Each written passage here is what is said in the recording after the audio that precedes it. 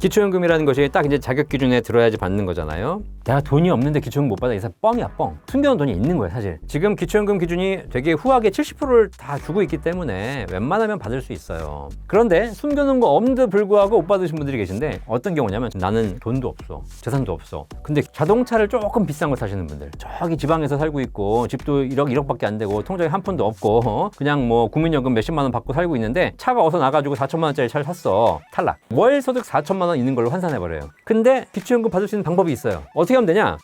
안녕하세요. 경제온탑 구독자 여러분. 대한민국 연금 1등 연금 박사 이용주입니다. 대한민국에서 연금에 대한 종합적인 포트폴리오, 종합적인 상담 제공해드리고 있습니다.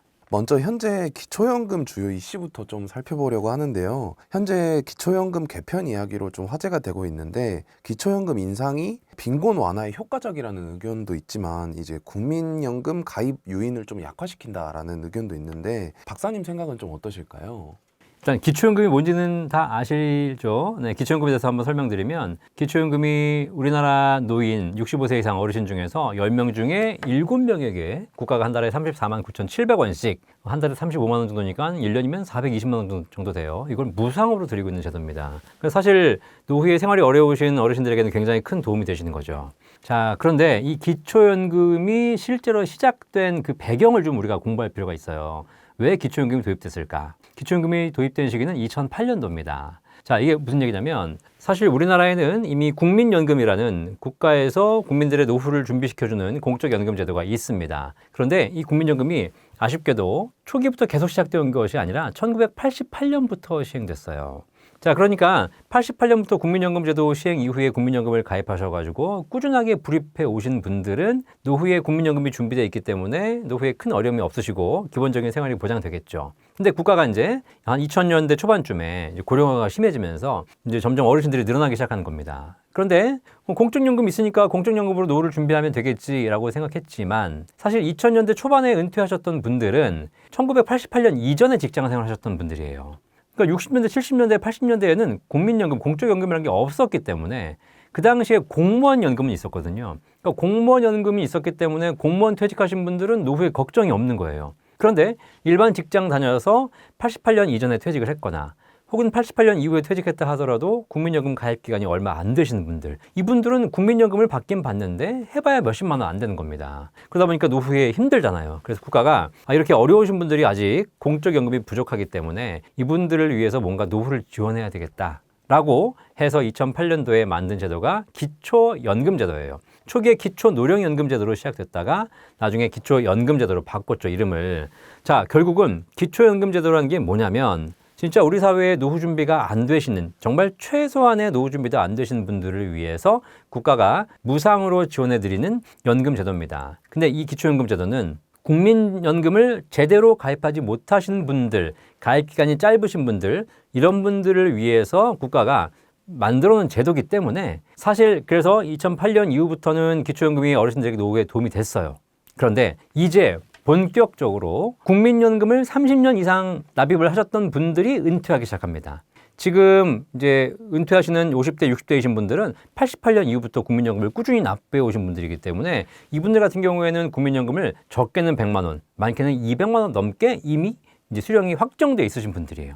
그러니까 이제 제 생각에는 이렇습니다. 기초연금이라는 제도는 진짜 어려우신 분들을 위한 제도인데 그 어려우신 분들이 점점점 이제 줄어들어 가고 국민연금이 점점점 올라오고 있다는 얘기입니다. 쉽게 얘기하면 우리가 야구 좋아하시면 이렇게 생각하시면 돼요. 야구에 선발 투수가 있고 구원 투수가 있죠. 선발 투수가 나와가지고 6개까지 잘 던졌어. 그럼 얘는 역할이 끝난 거야, 이제. 그럼 어떻게 해야 돼요, 이제? 선발 투수가 아무리 실력이 좋아도 7회, 8회, 9회까지 가버리면 얘는 다음 게임에 못 나와요.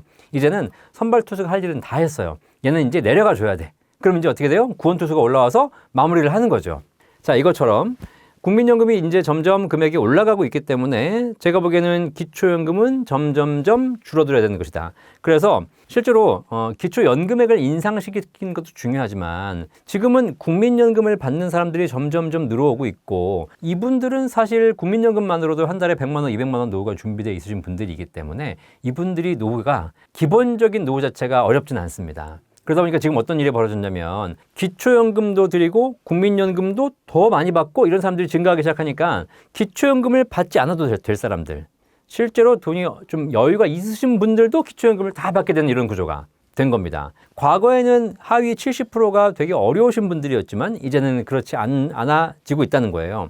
따라서 이제는 기초연금의 제도가 좀 바뀔 필요가 있는 거죠. 그래서 진짜 기초연금은 어려우신 분들 중심으로 더 강화해서 드리는 것, 그죠? 그러니까 하후 상박 말씀하신 대로 그게 더 맞는 거예요. 근데 지금은 하후 상박이 아니라 하후 상후예요. 다 많이 줘요. 그러다 보니까 돈이 많으신 분들도 기초연금을 받게 되는 상황이 발생되고 있습니다. 결국 시대가 많이 바뀌고 있기 때문에 시대에 맞춰서 기초연금에 대한 제도 변화가 필요한 거죠. 은퇴 이후에 노인 일자리나 이 소일거리를 통해서 이 소득이 생기면 기초연금이 깎일까봐 걱정하시는 분들도 계시는데요. 뭐 이런 분들은 이제 뭐 근로소득은 좀 어떻게 적용되고 뭐 이런 것들을 좀 알 수 있을까요? 말씀하신 대로 이런 문제가 생기는 거예요. 사실 기초연금을 받으셔야 될 분들은 노후에 일자리가 없어서 진짜 어려우신 분들이거나 혹은 일이 있어도 굉장히 저소득을 받으시는 분들이기 때문에 그 소득이 있다고 해도 기초연금은 받는데 아무 문제가 없어야 되는 겁니다. 근데 지금 기초연금 기준이 하위 70%를 들이다 보니까 1, 2, 3등 못 받지만 4, 5, 6, 7, 8, 9, 10등 다 받거든요. 그래서 뭐 8, 9, 10등은 사실 진짜 소득이 없으신 분들이기 때문에 기초연금 받는 게 맞지만 4, 5, 6등은 받을 필요가 없으신 분도 계시는 거예요. 그러니까 이 구간에서 문제가 발생하는 거예요. 이게 제도를 미리미리 바꿔놨으면 이런 문제가 안 발생하는데 4, 5, 6은 어떤 분들이냐? 지금 일도 하고 계신 분들이에요. 그죠? 그러니까 뭐 일을 하면 기초연금이 깎인다. 아니 원래 일을 하면 기초연금 안 받으면 되는 거잖아요. 그죠? 근데 일을 하고 돈이 있는 사람한테 기초연금 자꾸 주니까 여기서 문제가 생기니까 사람들이 무슨 기초연금 때문에 일 안 한다 이런 얘기 나오잖아요. 그러니까 좀 빨리 좀 바꾸라고 정치하는 사람들 뭐 하고 있는 거예요, 사실. 자, 그러니까 이런 문제가 생기는 거예요. 자, 그럼 어떤 일이 벌어지냐? 노후에도 일을 합니다. 사실 기초연금을 이분들이 받게 되니까, 근데 일을 하면 소득이 생기니까 기초연금을 깎이거나 못 받아. 그러니까 일을 안 해. 이런 문제가 생기잖아요. 근데 어떤 제도가 어떻게 되냐면, 근로소득이 있으면, 근로소득이 있는 것에 대해서 소득으로 환산을 해가지고, 그 소득을 가지고 기초연금 자격 기준을 판단을 해요. 그래서 실제로 단독 가구, 혼자 사시는 분 같은 경우에, 월 소득 환산액이 247만 원 이하면 기초연금 받을 수 있습니다. 자, 근데 그럼 근로소득은 어떻게 판단하느냐? 근로소득은요, 기본적으로 한 달에 내가 200만 원 있다. 근로소득이. 그럼 200만 원을 소득으로 보는 것이 아니라 200만 원에서 기본소득 공제를 빼줍니다. 공제가 매년 달라지는데요. 그 지금 한 116만 원? 120만 원 가까이 빼줘요. 그러면 200만 원 소득이 있지만 116만 원 빼주고 나면 한 80만 원밖에 안 남아요. 여기에 또 70%를 잡아줘요. 그러니까 50만 원밖에 안 돼요. 그러니까 200만 원 소득이 있어도 한 50만 원밖에 소득이 안 잡히는 거예요. 그러니까 200만 원 정도 소득이 있으신 분들은 기초연금 받는데 아무 문제가 없는 겁니다. 그죠? 네, 그러니까 이분들은 걱정하실 필요가 없어. 근데 어떤 분들이 있냐면, 다른 건 없는데, 근로소득이 한 3, 400만 원, 500만 원 가까이 있는 겁니다. 한번 따져볼까요? 한 400만 원 소득이 있다고 하죠. 거기서 예를 들면 또 100만 원 빼줍니다. 그러면 한 300만 원 나와요. 또 70%밖에 안 잡아줘요. 그럼 한 200만 원밖에 안 돼요. 그러니까 한 달에 400만 원 있는 분들도 소득이 그거밖에 없다면 기초연금 받을 수 있게 되는 겁니다. 그러니까 여기서 이제 문제가 생기는 거예요. 한 달에 400만 원 받는 노후에도 65세 이후에 한 달에 400만 원 근로소득 있는 사람들이 어려운 사람들인가? 거기다가 만약에 지금 단독 가구 계산해서 그렇지 부부 가구 있잖아요. 부부 가구는 그 환산 기준이 395만 원이에요. 그러면 근로소득으로 한 600만 원, 700만 원 있어도 기초연금 받아요. 그죠? 그러니까 아니 노후에 그것도 젊을 때도 아니고 65세 이후에 한 달에 600만 원, 700만 원 받는 사람들은 누구냐면 뭐 대기업 임원으로 은퇴해가지고 여기저기 다니면서 이제 좀 자문해주고 그러면서 한 뭐 용돈 삼아 한 600만 원 받고 그리고 주말에 골프 치러 다니고 이런 사람들이라니까. 이런 사람들이 물론 이제 다른 자산이 없어야 되겠지만 이런 경우에도 기초연금을 받을 수 있는 거니까 지금 기초연금 제도가 확실하게 문제가 생긴 거죠. 그래서 실제로 이러다 보니까 이제 어떤 일이 생기냐면 그 중간에 어설프게 걸리신 분들은 이런 생각을 하는 거야. 뭐 일해봐야 기초연금 깎이는데 못 받는데 일하지 말까? 이런 생각이 드는 거죠. 국가가 제도를 잘 만들어줘야 돼요. 그래서 딱 진짜 어려우신 분들, 일을 할 수도 없고 해봐야 1, 200만 원밖에 못 버시는 분들 이런 분들은 기초연금 드리는 게 맞아요. 그죠? 근데 충분히 일할 능력이 있고 일할 의지가 있는 사람들이 기초연금 때문에 그 의지를 꺾어서야 되겠습니까? 항상 그런 말이 있어요. 대가리가 멍청하면 손발이 고생한다고. 그러니까 제도를 잘 만들어야지 국민들이 거기에 맞춰서 딱 일해요. 어차피 못 받을 거다? 그럼 포기하고 열심히 일하면 돼. 근데 제도를 어설프게 만들어가지고 일할 수 있는 사람조차도 일하면 기초연금을 줄까 말까 이렇게 하잖아. 그죠? 그러니까 이제 기분 나쁜 거지. 그러니까 일 안 해버리는 거지, 그냥. 하루빨리 좀 바꿔주시기 바라겠습니다. 그렇다면 그 기초연금을 좀 꼭 받아야 되는데 억울하게 못 받는 케이스들도 있을까요? 네. 기초연금이라는 것이 딱 이제 자격 기준에 들어야지 받는 거잖아요. 나는, 그죠? 근데 사실 돈도 없어. 재산도 없어. 근데 기초연금 못 받는 분들이 좀 계십니다. 이게 어떤 분들이냐면 기초연금 기준 중에서 기초연금은 소득이라든가 재산을 전부 다 이제 소득으로 환산을 해요. 그러니까 사실 지금 기초연금 기준이 되게 후하게 70%를 다 주고 있기 때문에 웬만하면 받을 수 있어요. 그죠? 그러니까 뭐 내가 돈이 없는데 기초연금 못 받아. 이 사람 뻥이야, 뻥. 사실 뭐 숨겨놓은 돈이 있는 거예요, 사실. 그런데 숨겨놓은 거 없는데도 불구하고 못 받으신 분들이 계신데 어떤 경우냐면 첫 번째, 자동차를 조금 비싼 거 사시는 분들. 그게 자동차 4천만 원짜리. 자, 이게 뭐냐면 현재 자동차가 4천만 원이 넘어가면 아니 노후에 무슨 4천만 원이나 비싼 차를 사라고 생각할 수도 있겠지만 옛날에는 4천만 원이 비싼 차였어요. 근데 요즘은 사실 보시면 아시겠지만 외제차 안 가도 국산 차도 일단 옵션 넣으면 다 4천만 원이에요. 그죠? 그러니까 소나타도 옵션 넣으면 4천만 원 넘어요. 자, 이러다 보니까 그런 차를 사는 경우에 기초연금이 탈락될 수 있습니다. 왜냐하면 4천만 원 이상의 차량가액의 차를 타시는 분들은 기초연금 계산하는 공식이 뭐라고 되어 있냐면 월 소득이 4천만 원으로 보고 있는 거예요. 월 소득. 나 사실 지금 이제 저기 지방에서 살고 있고 집도 1억밖에 안 되고 통장에 한 푼도 없고 그냥 뭐 국민연금 몇십만 원 받고 살고 있는데 차가 어서 나가지고 4천만 원짜리 차를 샀어. 그죠? 탈락. 사실 월 소득 4천만 원 있는 걸로 환산해버려요. 안 돼요. 자, 그런데 그러면 어떻게 하면 되냐? 4천만 원짜리 차를 사도 내년엔 됩니다. 왜냐면 이 차량을 가액을 판정할 때 차량을 산 가격을 보는 게 아니라 중고차 시세를 봐요. 지금 감가되는 걸 반영해 줍니다. 그러니까 살 때는 4,100만 원에 샀지만 1년 지나서 3,900이 되면 그때부터는 이제 평가를 제대로 받아가지고 기초연금 받을 수 있으니까 그런 거 알고 계시고 그리고 쓸데없이 비싼 차 사지 말고 네 이러셔라. 자, 그다음 이거보다 더 억울한 케이스가 있어. 지금은 이제 그런 거 하시는 분 별로 없는데 한 10년, 20년 전에 그래도 내가 노후에 자연에 가서 혹은 외곽에 이렇게 좋은 공기 좋은 데 가서 살아보겠다가 아니라 그런 데 가가지고 조금 며칠 쉬었으면 좋겠다. 그러다 보니까 지방에 내가 가서 집을 살 수는 없지만 그 지방에 있는 콘도 있잖아, 콘도. 이런 거 회원권을 좀 사가지고 그냥 뭐 1년에 한 며칠 뭐 주말에 가가지고 쉬다 오면 참 좋지 않을까 이래가지고 회원권 사신 분들이 계세요. 네. 회원권 가지고 계신 분들 기초연금 못 받습니다. 회원권은 물론 회원권 중에서 골프장 회원권 이런 거 있어요. 그럼 몇 억씩 하는 거잖아요. 골프장 회원권 갖고 있는 사람은 어차피 돈이 많은 사람들이니까 기초연금 주면 안 돼. 그죠? 그러니까 그런 사람들 원래 빼는 거예요. 근데 그 회원권에 골프장 회원권만 들어가는 것이 아니라 콘도 회원권도 들어가 있어요. 이게 무슨 얘기냐면 나는 한 10년, 20년 전에 지방에다가 저기 어디 콘도 회원권, 그것도 비싼 것도 아니야. 한 1,000만 원짜리 사두고 있는 겁니다. 그죠? 자, 근데 사두긴 사뒀는데, 사실 그 콘도 지금 다 망했잖아요. 요즘 지방에 뭐 제대로 된 콘도가 없으니까 우리가 20년 전에 콘도들 다 망했어요. 그 가면 다 이제 막 숲을 우거져 있고 막 관리도 안 되고 그래요. 그러니까 가지도 않아. 쓸 수도 없어. 근데 회원권은 갖고 있어. 근데 팔려고 했더니 팔리지도 않아. 갖고만 있는 거예요, 사실. 자, 이런 회원권 갖고 계신 분들 기초연금 탈락. 1,000만 원짜리 회원권 갖고 있잖아요. 지방에 갈 수도 없고 살 수도 없고 이런 회원권 1,000만 원짜리 갖고 있으면 국가에서 어떻게 보냐? 1,000만 원 월 소득이 있는 걸로 봐요. 탈락. 아시겠죠? 그러니까 쓸데없이 내가 뭐 한번 이렇게 해보겠다라고 회원권 뭐 가오 잡느라고 이렇게 하실 필요 없다. 그거 해봐야 탈락되니까 그런 거 하지 마시고 그냥 제대로 있는 소득으로 가지고 계시면 또 기초연금 받을 수 있겠습니다. 기초연금을 소득 하위 70%에게 다 드리는데요. 예, 기초연금을 못 받으시는 분들이 계세요. 그 하위 70%에 들어가지만 누구냐면 공무원 연금을 받고 계신 분들 혹은 공무원 연금을 일시금으로 받은 사람들도 안 됩니다. 자, 이게 무슨 얘기냐면 제가 아까 처음 말씀드렸듯이 처음에 시작될 때 공무원들은 연금제도가 1960년대부터 꾸준하게 있었기 때문에 연금을 제대로 받고 있는 거였고 그 다음에 이제 뭐 국민연금 가입하신 분들은 늦게 가입했기 때문에 없으니까 그분들을 구제하려고 만든 거예요. 그래서 제도 만들 때 어떻게 되냐면 거기다 조항을 박아놨어.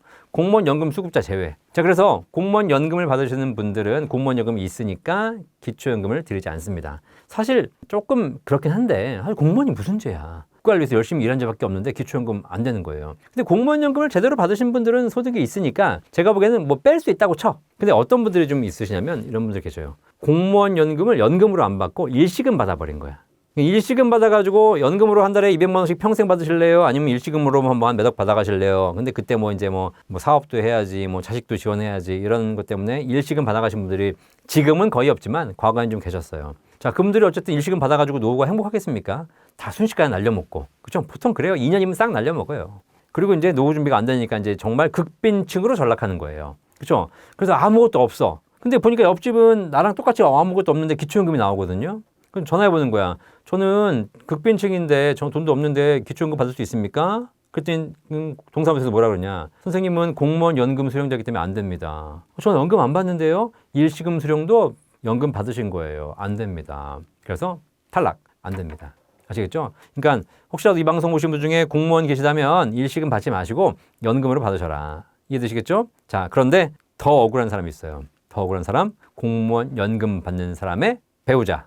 아니, 배우자는 무슨 죄야? 배우자가 공무원이었어. 그러면 뭐 똑같이 기초연금 못 받는 건 내가 이해가 되겠지만 공무원 연금 받는 사람의 배우자는 공무원이 아니란 말이죠. 네. 자, 이분은 그냥 일반인이에요. 국민연금이에요. 그죠? 근데 내 남편, 내 부인이 공무원이라는 죄로 아무리 우리 집에 돈이 없어도 내가 기초연금 못 받아요. 그래서 이 부분은 조금 더 좀 무리가 있다. 그래서 이걸 조금 개선하는 지금 논의들이 하고 있거든요. 자, 근데 아직까지는 어쨌든 공무원 배우자라는 이유로 기초연금 받을 수 없습니다. 자, 그러면 공무원 배우자가 기초연금 받을 수 있는 방법이 있어요. 뭔지 아세요? 이혼하시면 돼요. 이혼하면. 자, 근데 남편이 돌아가시잖아요? 남편이 돌아가셔서 유족연금 받으면, 그러니까 공무원이 돌아가셔서 공무원의 유족연금 받으면, 그죠? 돌아가셨잖아. 돌아가시면 나는 공무원의 배우자예요? 아니에요? 돌아가시면 배우자예요. 왜냐면 죽어도 배우자니까 내가 배우자 지위가 있지 않습니까? 그러니까 유족연금 받는 거잖아요. 그러니까, 이혼 안 하고 돌아가시면 공무원의 배우자 지위가 평생 유지되기 때문에 못 받아요. 기초연금 못 받아. 근데 죽기 전날 이혼을 해. 이혼을 하면 어떻게 되냐면 공무원 연금, 분할연금도 받을 수 있고 그리고 이혼했잖아. 더 이상은 나는 공무원의 배우자가 아닌 겁니다. 그럼 기초연금 또 받을 수 있어요. 자, 그래서 이런 것도 있다. 이게 제도가 그러니까 뭐 이런 다양한 케이스를 보면 사실 좀 웃긴 케이스들이 많이 있습니다. 그래서 기초연금 이런 거 좀 보시면서 판단하시면 되겠습니다. 그 다음으로는 이 자식이 부자인 경우에는 좀 기초연금을 받을 수 있다 없다 얘기도 나오던데. 네, 자, 나는 돈이 없는데 자식이 이재용이야. 이재용 회장이야. 나 기초연금 받을 수 있을까 없을까요? 받을 수 있어요. 네, 일단 자식이 돈이 있건 없건은 기초연금에는 관계없습니다. 그죠? 기초연금은 내 자산과 내 가구의 자산만 보거든요. 나와 내 배우자의 자산을 합쳐서 가구별로 판단을 해요. 내 가구의 자산이 소득 기준으로 딱 그 기준 이하에 들어오면 내가 받을 수 있는 것이고 내 배우자도 받을 수 있는 것입니다. 하지만 자식이 부자이건 가난하건 아무 상관없다. 그렇죠? 또 하나 좀 아셔야 될 게 있는데 기초연금을 받기 위해서는 자산이 좀 적어야 되잖아요. 그러니까 어떤 경우가 있냐면 내가 갖고 있는 돈이 있으니까 이거 가지고 내가 기초연금에 탈락될 것 같아. 그래가지고 이 돈을 자식에게 증여해줘.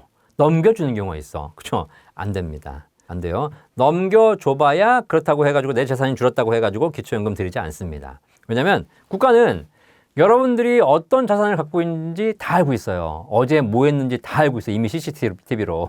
그러니까 그런 거 하셔봐야 쓸데없는 짓이다. 그래서 2011년 7월 이후에 가지고 계셨던 자산은 국가가 모두 다 파악하고 있습니다. 그렇기 때문에 분명히 어제까지 통장에 1억이 있었는데 그걸 가지고 뭐 자식한테 줬어요. 그렇다고 해서 기초연금 자산이 없으니까 기초연금 드리겠습니다. 이게 이러지 않습니다. 없어진 돈이라면 자연적인 소비 금액으로 뭐 한 달에 200~300만 원씩 까줄 수는 있을지언정 그걸로 없어졌다고 해가지고 기초연금 바로 드리지 않습니다. 그죠? 뭐 내가 1억 가지고 뭐 누구를 줘버렸다? 쓸데없는 짓이에요. 아시겠죠? 뭐 저 강원랜드 가가지고 카지노 다 날려버렸다? 어쩔 수 없어요. 그렇다고 해가지고 자산이 줄었다고 해가지고 국가가 기초연금 안 줄 사람을 주지 않습니다. 그러니까 쓸데없이 기초연금 받으려고 자산을 이전시키거나 어디 뭐 숨기는 행위 하지 마셔라. 아시겠죠? 어떤 분 그런 분 있더라고. 지금 1억 있는데 이걸로 내가 골드바를 사면 골드바를 사서 장롱에 묻어두면 기초연금 받을 수 있지 않겠냐. 그렇죠? 그럼 골드바는 무슨 돈으로 산다고 물어보는 거지 이제. 아시겠죠? 네. 1억이 없어졌잖아. 네. 자, 그래서 그런 거 하실 수 없었기 때문에 기초연금 받으려고 짱구 굴리지 마십시오. 네. 짱구 굴려봐야 답 없습니다. 이렇게 해서 좀 선정이 됐다 하더라도 무조건 기초연금을 전액을 받을 수 있는 건 아니라는 말이 있는데요. 이건 어떤 말일까요? 자, 기초연금이 한 달에 34만 9,700원씩 드려요. 그러니까 사람들은 무슨 생각하냐면 내가 기초연금에 합격만 되면 매달 34만 9,700원을 받겠구나 라고 생각하시죠? 그렇지 않아요. 실제로 기초연금 받으시는 분들 중에서 그 금액을 풀로 다 받는 사람들이 사실 별로 없어요. 이게 왜 그러냐면 첫 번째로 기초연금 받으시는 분들 중에서 제가 아까 첫 번째 주제에서 말씀드렸듯이 기초연금이라는 것이 국민연금과 약간 중복되는 개념이 있습니다. 그래서 이제 기초연금이 쭉 이제 등판했다가 이제 국민연금이 더 커지기 시작하기 때문에 국가 입장에서는요, 국민연금 없으신 분들을 위해서 기초연금 제도를 만들었는데 지금은 국민연금 받으신 분들이 늘어나기 때문에 이분들한테 기초연금을 또 드리다 보니까 약간의 복지가 중복이 되는 거예요. 그래서 기초연금에 합격은 되었으나 기초연금 받으시는 분들 중에서 국민연금 수령액이 한 달에 한 53만 원 이상 되시는 분들은 기초연금이 감액됩니다. 그러니까 기초연금 받을 수 있지만 국민연금을 많이 받으신다면 그 국민연금 액수에 따라서 기초연금이 최대 절반까지 감액되는 겁니다. 그렇죠? 이것 때문에 사람들이 좀 억울해하는 경우가 있어요. 그러니까 국민연금을 열심히 일해서 국민연금 내놨더니 기초연금은 절반밖에 안 줘? 뭐 이런 얘기 하시는 거죠. 근데 어쩔 수 없어요. 국가가 복지제도를 그렇게 만들어 놓은 거기 때문에 그렇죠? 원래는 국민연금 많이 받으신 분들에게 기초연금 드리면 안 되는데 반 주는 거야. 그러니까 원래는 안 되는데 반 주면 사람들이 국가가 국민들이 고마워해야 되는데 그게 아니라 다 준다고 해놓고 반 깡다고 생각하니까 이제 그런 거지. 이게 조삼모사잖아. 아침에 3개 주고 저녁에 4개 주면 싫어하고 아침에 4개 주고 저녁에 3개 주면 좋아하고. 그러니까 이거는 저도 국민이지만 국가가 제도를 제대로 만들면 국민이 받으면서도 고마워해. 근데 국가가 제대로 잘못 만들면 받으면서도 욕해. 그죠? 네. 이런 거예요. 그래가지고 지금 그런 차원에서 국민연금 많이 받으면 기초연금 깎이니까 뭐 국민연금 줄인다 뭐 이런 얘기들 하고 있는데 사실 어차피 조만간 사라질 제도다. 조만간 이제 기초연금은 점점 줄어들 거니까 너무 연연하지 않으셨으면 좋겠고 또 하나 뭐가 있냐면 그럼 기초연금을 다 받는다고 하더라도 감액이 되는 경우가 두 가지가 또 있어요. 첫 번째가 바로 뭐냐면 부부감액이에요. 부부감액. 기초연금은 1인당 지급을 합니다. 나 34만 9,700원, 배우자 34만 9,700원. 우리 집이 기초연금에 합격을 하면 나도 받고 배우자도 받는 거예요. 그 두 분이 합치면 70만 원 받는 겁니다. 자, 근데 국가는 이제 생각을 해보는 거죠. 혼자 사시는 분들에게 35만 원 정도를 드리는 거는 오케이인데 둘이 사시는 분들, 부부 가구에게 둘 다 각각 35만 원씩 드렸더니 70만 원 드리잖아요. 근데 아무리 생각해보니까 혼자 살거나 둘이 살거나 둘이 산다고 해가지고 생활비가 2배가 들어? 그런 건 아니잖아. 어차피 한 집에 관리비는 똑같이 나오는데 혼자 살아도 관리비 20만 원, 둘이 살아도 관리비 20만 원이잖아요. 그렇죠? 그러니까 둘이 산다고 해서 돈이 더 드는 건 아니니 부부가 같이 받으면 다 줄 필요는 없겠다. 해가지고 부부가 같이 받으면 20%씩 깎습니다. 그래서 나도 20% 깎고 배우자도 20% 깎아요. 이게 이제 부부 감액이에요. 그죠? 자, 이 제도가 있습니다. 그래서 여러분들이 부부가 같이 받으셔도 최대 받을 수 있는 금액은 34만 9,700원 곱하기 2가 아니라 거기 한 금액에서 20% 마이너스 하셔야 된다. 이게 부부 감액 제도입니다. 자, 근데 이 부분에 대해서 지금 개선이 이루어지고 있죠. 이게 왜 그러냐? 사실 우리 집이 한 100평 살아, 100평. 그러면 어떻게 돼? 한 명이 사나, 2명이 사나, 10명이 사나, 어차피 100평에 관리비는 똑같잖아. 그러니까 사실 이렇게 돈이 있으신 분들은 사실상 인원이 더 늘어난다고 해가지고 비례해서 생활비가 들어가지 않아요. 그러니까 여유 있는 사람들은 사실 감액을 해도 돼. 여러 명이 받는다고 했을 경우에. 근데 진짜 어려우신 분들. 내가 사는데 정말 3평짜리 단칸방에 살아. 그죠? 그럼 내가 만약에 둘이 살아. 둘이 살면은 3평까지 못 살잖아요. 그럼 6평은 늘려야 되는 겁니다. 밥도 마찬가지예요. 그죠? 기본적으로 식비가 많이 들어가시는, 이제 이거 엔겔 계수라고 하죠. 이 식비가 높은 계층에서는 혼자 있을 경우에 생활비가 10만 원 들면 둘이 있다고 1.5만 먹어? 그죠? 그러니까 혼자 먹을 땐 밥 한 그릇 먹고 둘이 먹을 때는 1.5그릇 먹어? 이게 아니잖아요. 둘이 먹으면은 정확하게 2그릇 먹는 겁니다. 그러니까 저소득층으로 내려가면 갈수록 생활비 들어가는 것이 인원이 늘어날수록 비례해서 늘어난다는 겁니다. 그러니까 이 부부 감액 제도가 돈이 있으신 분들에게는 아무 문제가 없어. 좀 덜 나와도 상관없어, 사실. 근데 저소득층에게는 이게 굉장히 치명적인 거예요. 그래서 이건 안 된다. 그래서 오히려 저소득층에게는 부부 감액 제도를 없애는 것이 바람직하다. 이번에 지금 개선이 진행되고 있습니다. 조만간 저소득층에게는 부부가 이제 점점 감액이 줄어드는 다 받을 수 있는 구조로 가게 될 겁니다. 이 제도가 근데 조금 제도가 좀 빨리빨리 와주면 되는데, 그러니까 미리미리 해주면 되는데 그거 안 하고 이제 사고가 터지면 그때 하니까 사람들 입장에서 막 뉴스 나오고 그러면 야, 씨 기초연금 뭐 받기도 힘든데, 에이씨 안에 막 그러고 뭐 부부가 또 깎아? 에이씨 그리고 막 그럼 이게 굉장히 반발이 드는 거잖아요. 좀 원래부터 안 준다 그러면 아무 말이 없어. 근데 줬다 뺐으면 또 싫어해. 자, 이게 부부 감액입니다. 마지막 또 한 가지 감액이 있습니다. 이런 경우가 있어. 나는 돈이 없어. 재산이 없어. 옆집 할아버지는 나보다 돈이 많은 것 같아. 내가 더 못 살아. 근데 저 할아버지는 기초연금 받고 나는 못 받아. 짜증나잖아. 그죠? 아니, 분명히 매일같이 만나서 얘기하고 같이 노는 친구인데 내가 더 아무리 얘기해봐도 내가 재산이 없는 것 같은데 나는 못 받고 쟤는 받잖아. 그죠? 그런 게 있을 수 있잖아요. 그게 왜 그러냐면 기초연금 커트라인에 걸리신 분들, 소득 판정을 하는데 부부가구 395만 원 커트라인에 걸리신 분들이 계십니다. 그러면 390만 원에 해당되시는 할아버지는 받아요. 근데 정말 간발의 차이로 소득이 좀 높아가지고 다 해보니까 나는 평가가 400이 나왔어. 400만 원. 그러면 395만 원이 커트라인이니까 옆집 할아버지는 395 받아가지고 받는 겁니다. 나는 400이 됐기 때문에 못 받는 거예요. 그렇죠? 그래서 서로 얼추 비슷한 경우에 뭐 재산은 당연히 이제 정확히 평가가 되겠죠. 근데 저분이 조금 더 없으신 것 때문에 옆집은 받고 나는 못 받는다고 생각하는 거예요. 자, 열 받아 안 받아? 열 받죠. 무슨 생각이 들어요?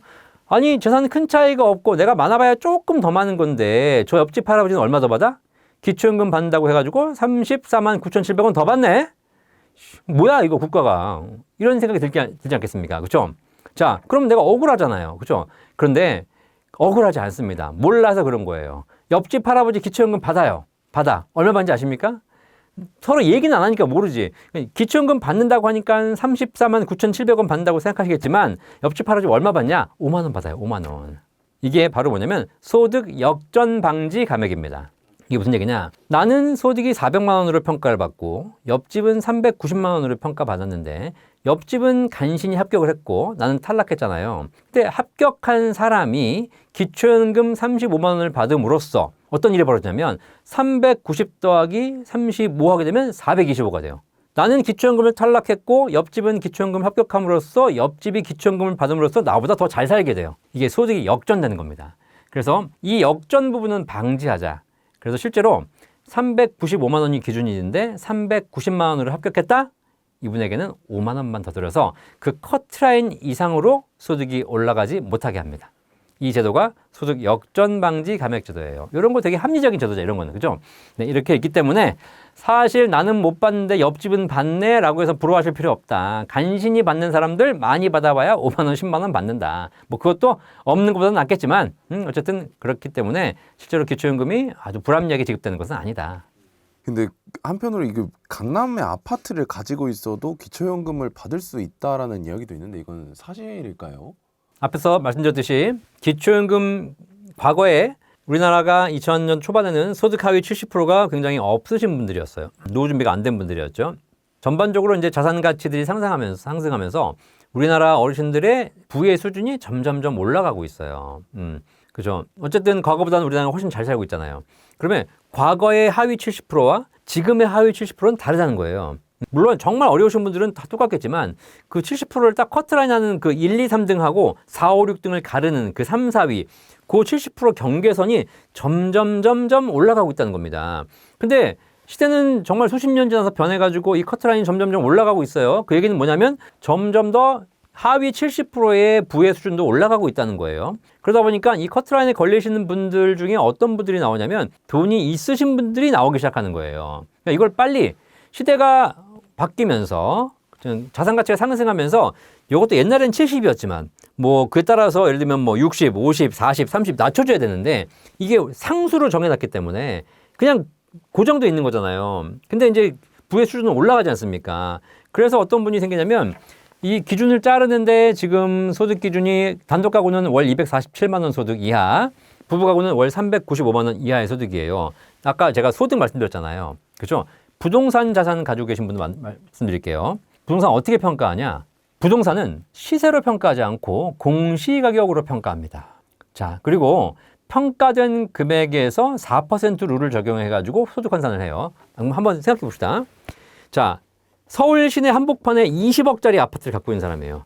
이 사람 부자예요? 가난한 사람이에요? 제가 보기에는 뭐 가난한 건 아니야. 그쵸? 20억이라고 부자는 또 아닐 수도 있겠지. 근데 어쨌든 지방에 비하면 훨씬 더 부자잖아요. 그죠? 네. 20억짜리 집을 갖고 있는 사람이에요. 다른 건 없어.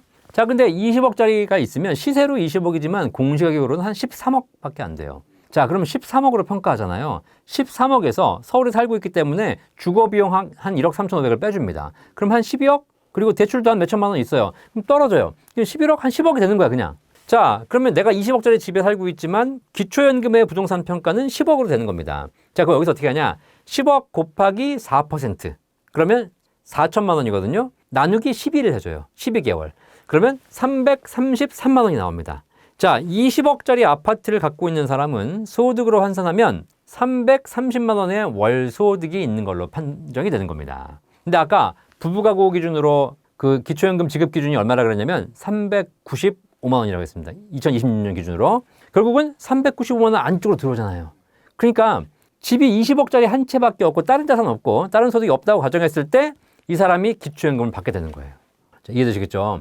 자, 그러니까 이 기준 자체가 소득도 아까 월 근로소득 기준으로 600만 원, 700만 원 있어도 기초연금 받을 수 있는 경우가 나오고 재산이 무슨 뭐 부동산이 15억, 20억짜리도 기초연금 받을 수 있는 기준이 나오니까 이거는 더 이상 기초연금이 아니다. 이런 이제 생각이 드는 겁니다. 그래서 이 부분에서는 빨리 좀 개선할 필요가 있어요. 그렇다면 이 65세가 넘어서 기초연금을 한번 신청했다가 좀 탈락하신 분들도 나중에 계속 신청하면 받을 수 있는 건가요? 기초연금을 보실 때 기초연금을 내가 합격했어. 우리가 예를 들면 뭐 자격증에 합격합니다. 변호사 시험에 합격했어. 그럼 평생 변호사잖아. 그죠? 뭐 교육만 열심히 받으면. 그죠? 네. 그리고 딴짓 안 하면 되지 않습니까? 기초연금은 그렇지 않아요. 기초연금은 이게 매년 아니 연 2회 이상 계속 평가를 합니다. 이 사람이 자격이 들어오는지를 계속 평가를 해요. 그게 무슨 얘기냐면 내가 이번 달에는 당첨이 됐어. 하지만 내년에 떨어질 수 있어요. 갑자기 내가 당첨이 돼가지고 자산이 없는 걸로 했는데 이 없는 자산으로 삼성전자 주식을 샀는데 이 삼성전자 주식이 갑자기 더블로 뛰어버렸네? 그래가지고 몇 천만 원 막 자산이 늘어나는 거야. 그럼 어떻게 돼요? 다음에 평가할 때는 이 사람이 기초연금 자산이 많은 걸로 봐가지고 탈락되는 겁니다. 그래서 기초연금을 받고 계신 분들은 뭐 내가 아주 자산이 적어서 이미 뭐 평가 기준에서 거의 뭐 그 커트라인에 걸리지 않고 여유 있으신 분들은 다 받을 수 있겠지만 커트라인에 걸려서 간신히 받으신 분들은 받았다, 못 받았다, 받았다, 못 받았다. 이게 계속 달라질 수 있어요. 아시겠죠? 자, 그럼 어떻게 하면 되냐 이제. 지금 받고 계신 분들도 조만간 탈락할 수 있어요. 자산이 늘어나면. 그런데 탈락했다 그러고 포기하냐? 그렇지 않아요. 받았다가도 탈락할 수 있지만 반대로 탈락했다가도 다시 받을 수 있는 거예요. 그럼 어떻게 하시면 되냐? 나는 내 재산을 뭐 그렇다고 해서 갑자기 막 뭐 펑펑 써버리거나 이럴 수 없지 않습니까? 근데 전체 평가 기준이 계속 바뀌거든요. 그래서 그 동사무소에 가셔가지고 주민센터죠. 주민센터에 가셔가지고 기초연금 수급희망 이력관리라는 제도를 신청하시면 됩니다. 이게 뭐냐면 내가 수급을 희망한다. 내 이력을 관리해달라. 이런 얘기예요. 수급희망 이력관리 제도를 신청하시게 되면 향후 5년 동안 국가에서 동사무소에서 체크를 합니다. 이분이 기초연금에 합격이 됐다? 전화를 해요. 기초연금 받으러 오시라고. 그럼 또 받을 수 있어요. 자, 그러면 내가 대상이 됐을 때 받을 수 있다는 거죠. 왜냐하면 기초연금 이런 거 신청 안 해놓으면 기초연금은 신청을 해야만 받을 수 있는 권리이기 때문에 신청 안 하고 가만히 있으면 대상이 돼도 못 받습니다. 꼭 한번 이용하셔가지고 기초연금 받으시길 바라겠습니다. 앞서서 이제 기초연금이 좀 변화될 수 있다고 얘기해 주셨는데 이게 기초연금이 아예 없어질 수도 있다는 이야기가 있는데 이건 무슨 말일까요? 지금 이제 그런 논의들이 나오고 있듯이 기초연금이 말 그대로 기초연금이잖아요. 그래서 진짜 기본적인 생활이 어려우신 분들을 위해서 지원하는 제도가 되어야 이 기초연금 제도의 존속에 의의가 있는 겁니다. 그래서 지금처럼 여유가 있으신 분들이 마치 재테크 수단으로 활용해가지고 뭐 조금 줄이면 받고 이렇게 하면 못 받고 뭐 이렇게 공부한다는 것 자체가 잘못되어 있는 거예요. 그래서 향후에는 근데 과거에는 뭐 기초연금 무슨 다 주자 뭐 이런 얘기도 나왔었거든요. 이런 말도 안 되는 얘기들을 하고 있는데 특히 이제 점점 고령화가 심해지면서 재정이 무한대로 나올 수 있는 게 아니지 않습니까? 그죠? 기초연금 지금 우리나라에 기초연금 받는 사람이 얼마인지 아세요? 상상이 안 가실 거예요. 근데 어렵지 않아요. 제가 그냥 쉽게 얘기해 드릴게요. 기초연금 65세 이상 어르신 중에서 소득 하위 70%에게 드리고 있는 겁니다. 무슨 얘기냐? 65세 이상 노인 중에 70%한테 드리고 있다는 겁니다. 자, 그러면 대한민국 고령화 국가인데, 초고령 사회인데, 대한민국의 노인 인구 몇 명이에요? 65세 이상 인구. 한번 쉽게 계산해 보시면 돼요. 대한민국 인구가 지금 5천만이고요. 그 중에 20%가 65세 이상이에요. 그럼 얼마냐? 지금 1,000만 명이에요. 1,000만 명. 그 중에 몇만 명 드린다고? 70%. 700만 명 받고 있어요. 근데 조만간 우리나라 노인 인구가 30%, 40% 되거든요. 자, 그러면 이대로 기초연금 드리지 않습니까? 전체 인구의 5천만 중에서 노인 인구 2천만 시대. 그 중에서 70%면 1,400만 명. 한테 기초연금을 34만 원씩 줘봐요. 국가가 망해요. 이런 거지. 남편이 돈을 안 벌었는데 집에서 계속 살려면 돈을 쓰고 있는 거야. 그럼 어떻게 돼요? 그러면 안 되잖아요. 그죠? 결국은 그런 차원에서 기초연금은 현재 재정 상태를 가지고 유지할 수가 없는 단계입니다. 지금도 빠듯하지만 앞으로 점점점 받는 사람이 늘어나게 되어 있어요. 근데 중요한 건 뭐냐면 그럼 기초연금이 진짜 어려우신 분들을 위해서 지원하고 있냐? 그런 것이 아니라 돈이 있는 사람들이 기초연금 받아가지고 호텔 가가지고 35만 원짜리 스테이크 칼질하는 데 쓰고 있다고. 아시겠어요? 이거면 안 되잖아. 그죠? 네. 그러니까 뭐 저도 대한민국 국민이고 저도 기초연금 자격은 안 되지만 중요한 건 돈이라는 것이 제대로 써야 이 국가가 안정적으로 돌아갈 거 아닙니까? 그죠? 이런 문제를 가지고 지금 갑론을박하면서 막 고민하고 있을 때가 아니에요. 바로바로 결정해가지고 아닌 건 아니라고 생각하고 빨리 결정해야지. 그죠? 네. 잘 좀 결정해 주시기 바라겠습니다. 이 방송 혹시 정치인들이 보시나 모르겠네.